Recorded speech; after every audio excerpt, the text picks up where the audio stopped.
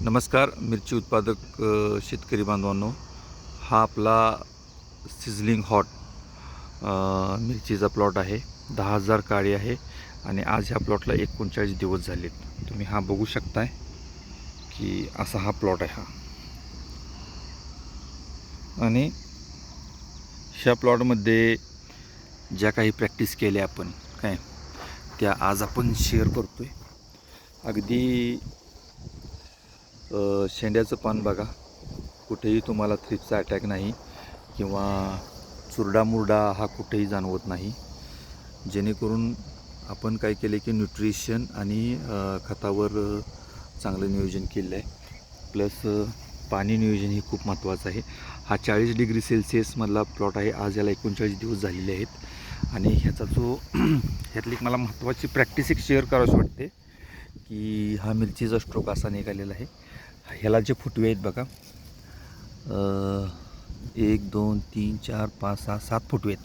आणि प्रत्येक फुटवा जर वर गेला तर त्याला 4थ्या 5व्या पानावर परत हा फुटवा निघालेला आहे. आणि ह्याचा जो इंटरनोड्स आहे, जे 2 पानातीलचं अंतर आहे, हे कमीत कमी 2 बोटं ते 3 बोटं ठेवण्याचा आपण इथं प्रयत्न केलेला आहे. कारण त्या दृष्टिकोनातूनच आपण ह्याला खताचं नियोजन हे केलेलं आहे.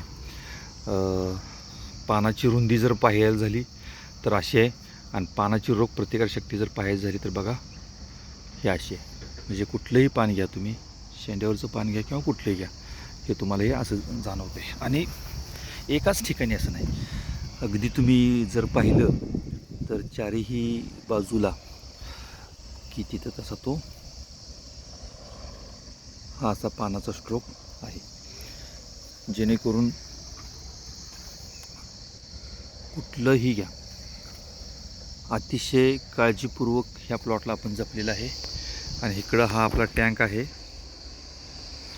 टँकमधलंही पाणी तुम्ही बघू शकता की पाण्याची पातळी किती कमी आहे.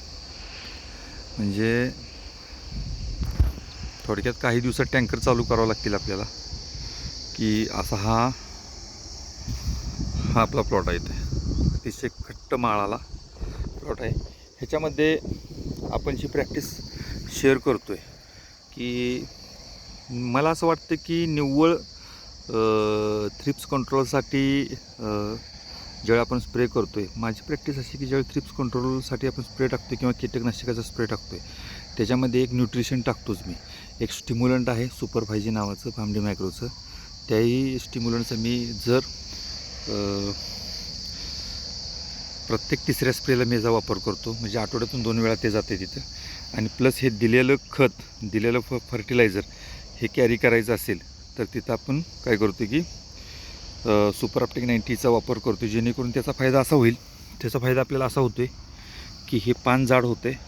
प्लस हा जो इंटरनोड्स जो निघतो आहे तो इंटरनोड्स हा कमी राहतो आहे. प्लस काय होतं की कळी सेटिंगसाठी चांगली मदत होते, फुल ड्रॉपिंग होत नाही.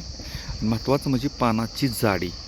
जर पानाची जाडी जास्त चांगली असेल तर आपल्या प्लॉटवर निश्चितच थ्रिप्स किंवा हिरवं तुडतुड्याचं प्रमाण हे कमी जाणवते. त्याच्यामुळं शेतकरी बांधवांनी आपली प्रॅक्टिस अशी पाहिजे की पान जाड असेल, झाडाची रोगप्रतिकारशक्ती चांगली होते, आणि रोगप्रतिकारशक्ती चांगली असेल तर ते त्याच्यावर रोगाचा अटॅक हा कमी होते. त्याचा फायदा आपल्याला असा होईल की जेणेकरून आपला जो एक्सेस ऑफ जो खर्च होणार आहे स्प्रेवर, तर त्याच्यावर हा स्प्रेचा खर्च कमी होईल. गेली 20 दिवस झालं, गेल्या 20 दिवसामध्ये आपण ह्याला 2 महत्त्वाचे स्प्रे मारलेत. 18व्या म्हणजे इथून पाठीमागं 18व्या दिवशी आपण एक्सपॉन्सचा स्प्रे घेतला होता, आणि काल आपण ह्याला डेलिगेटचा स्प्रे घेतला आहे. अदरवाईज जी काही साधी औषधं आहेत त्या साध्या औषधामध्येच आपण हे कंट्रोल केले. फक्त ह्याला पान जाड होण्यासाठी ही माझी प्रॅक्टिस आहे, आणि त्याच्यावरच आपण भरपूर काम करतो आहे. कीटकनाशकामध्ये बायो-303 असेल किंवा प्रोक्लेम असेल किंवा इन्सेक्टिसाइड्समध्ये प्रोक्लेम वगैरे असा आपण वापर केलेला आहे. तुम्हालाही काही प्रश्न असतील किंवा तुमच्याकडेही काही माहिती असेल चांगली, तीही आम्हाला जरूर शेअर करा. महाराष्ट्रातल्या चांगल्या शेतकऱ्याचा फायदा होऊ शकतो. चालेल, थँक्यू.